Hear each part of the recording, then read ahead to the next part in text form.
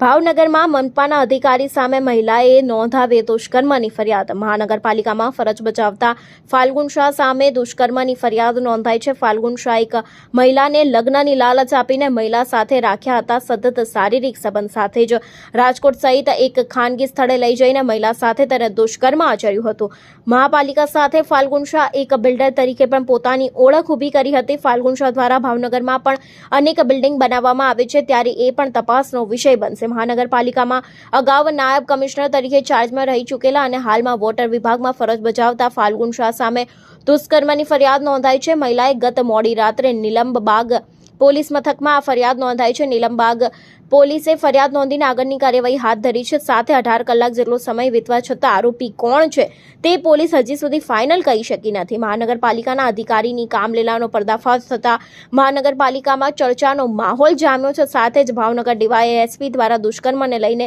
માહિતી પોલીસ દ્વારા શરૂ કરાઈ છે।